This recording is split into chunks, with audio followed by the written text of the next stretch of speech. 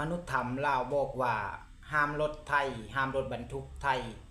เข้าไปวิ่งในประเทศลาวเหตุการณ์เป็นจังใดนั้นเฮาไปเบิ่งนำกันพี่น้อง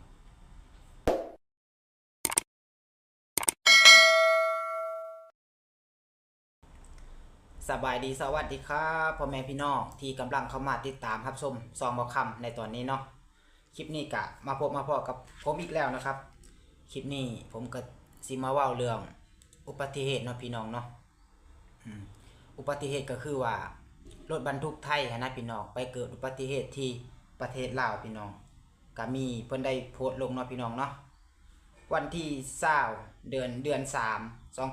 2025รถบรรทุกผลไม้จากตลาดไทยจะไปส่งเวียดนามได้ประสบอุบัติเหตุที่ทางเข้าหมู่บ้านนาดีเมืองมหาไซแขวงคำมวนสปป.ลาวคนขับกระดูกหัก3ท่อนบาดแผลฉีกขาดอย่างรุนแรงแล้วก็สิมีคลิปมาให้เบิ่งพี่น้องเฮาไปเบิ่งคลิปกันก่อนเนาะเกิดอุบัติเหตุอยู่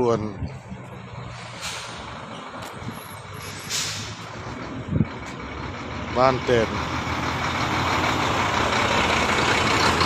เมืองมหาไซเขตขมวด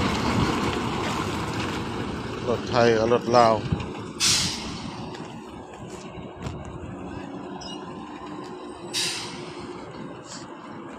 ส่วนกันเละ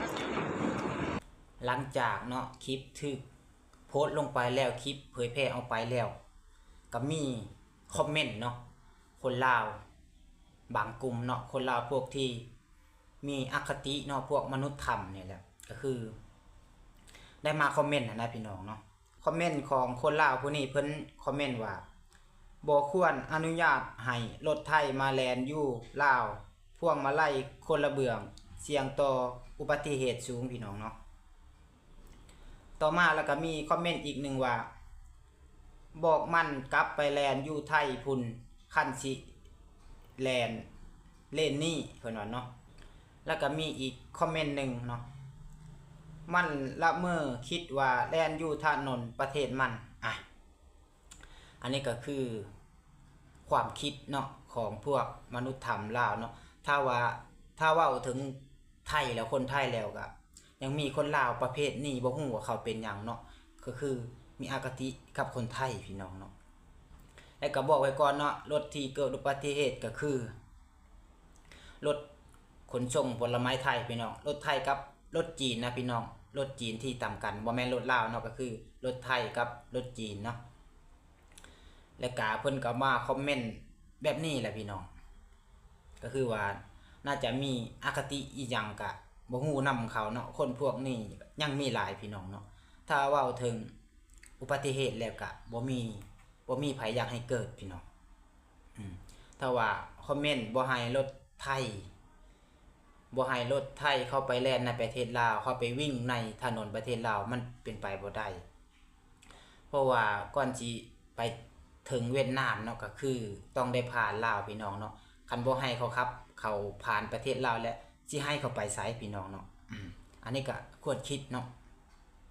แล้วก็ผู้นึงก็ว่าเขาแล่นเนาะแล่นสวนเลนเนาะบ่เขาก็บ่ได้โง่ขนาดนั้นเนาะพี่น้องเนาะก่อนเขาสิขับรถบรรทุกอีหยังต่างๆกับเขาก็มีใบขับขี่นะเขาก็ฮู้กฎระเบียบจราจรเนาะแล้วเขาสิแล่นผิดเลนมาแต่ต้นทางมันก็เป็นไปบ่ได้นะพี่น้องเนาะเพราะว่าถ้าว่าเขาแล่นผิดเลนมาตั้งแต่ต้นทางก็คือสิต่ำไปกว่าหน้านั้นแล้วเนาะคือสิบ่มาฮอดพี่ดอกเนาะอันนี้ก็คือทัศนคติของคนลาวนะพี่น้อง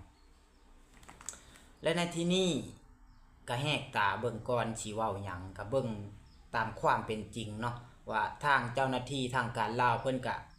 ยังบ่ได้ทันออกมาชี้แจงว่าผู้ใดผิดผู้ใดถูกนะพี่น้องอันนี้ก็พากันตัดสินแล้วก็เว้ายัดเยียดอีสังใส่คนไทยแล้วแนวนี้ล่ะถ้าว่าถึงคนไทยแล้วมันจะมีคนลาวบางกลุ่มที่มีอคติแล้วก็คือออกมาดิ้นนะพี่น้องเนาะยังบ่ฮู้ว่าต้นปลายสาเหตุว่ามันเป็นแนวใดต้นปลายสาเหตุว่าไผผิดไผถูกก็ทางการลาวเพิ่นก็ยังบ่ได้ออกมาชี้แจงกับพากันมโนคิดไปต่างๆนานาเนาะถ้าว่าห้ามรถประเทศไทยเนาะเข้าไปประเทศลาวนี่มันก็สิเป็นไปบ่ได้เนาะพี่น้องเนาะเป็นจังได๋ล่ะ เห็นบ่เนาะรถประเทศลาวเนี่ยไปเบิ่งที่หนองคายนะพี่น้องรถลาวเต็มในประเทศไทยนะอันนี้ก็ควรสิเว้าหยังก็ควรแหกตาเบิ่งเนาะว่าประเทศตัวเองมันเป็นแนวใดเนาะก็คือประเทศเฮาประเทศลาวก็คือเป็นทางผ่านเนาะเพิ่นก็เข้าประเทศลาวก่อนสิไปถึงเวียดนามก็คือผ่านประเทศลาวก่อนก็คือประเทศตัวเองมีทางผ่านคันสิว่าบ่ให้เข้ามันก็เป็นไปบ่ได้ก็ควรคิดเนาะไปเบิ่งโปรไฟล์คนจำพวกนี้ก็คือโปรไฟล์ดีนะพี่น้องแต่ว่าทัศนคติความคิดของพวกเขานะยังแบบมีอคติยังโง่ดักดานอยู่แบบนี้แหละเนาะสังเกตบางรถพี่น้องอ่ะคนลาวที่มีความคิดแบบนี้ก็คือพวกคนเฒ่าเลยนะพี่น้องระดับอายุประมาณ40ขึ้นไปแล้วจะมีทัศนคติแบบนี้แหละเนาะอันพวกที่วัยหนุ่มยุคใหม่เขาสิ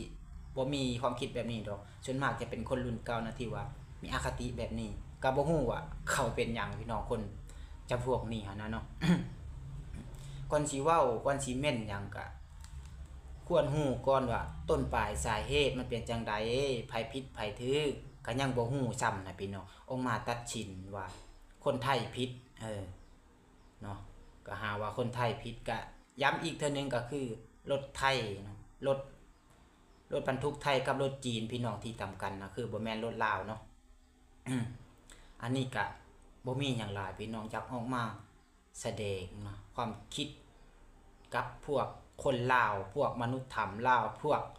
กบในกะลาที่ยังคิดแบบมีแนวคิดอคติโง่ดักดานกับคนไทยอยู่แบบนี้บ่ควรพี่น้องเนาะเฮาบ่ควรไปยัดเยียดว่าไผผิดไผถูกเพราะว่ามันยังบ่ได้ผลมันยังบ่ได้ออกมาเขายังบ่ได้ชี้แจงก็ควรคอมเมนต์ไปในทางที่ดีนะพี่น้องในทางลบๆนี่ก็บ่ควรออกมาแสดงเนาะก็คือแบบมันบ่สมเหตุสมผลนะพี่น้องเพราะว่าอุบัติเหตุน่ะบ่มีไผอยากให้เกิดเนาะพี่น้องเนาะก็ขอฝากไว้ส่ำนี้พี่น้องเนาะก็แสดงความเสียใจเนาะกับผู้ที่ได้รับบาดเจ็บก็คือพี่น้องฝั่งไทยก็ขอแสดงความเสียใจนำหลายๆเนาะพี่น้องเนาะก็พอกันใหม่คลิปหน้าพี่น้องสบายดีสวัสดีครับ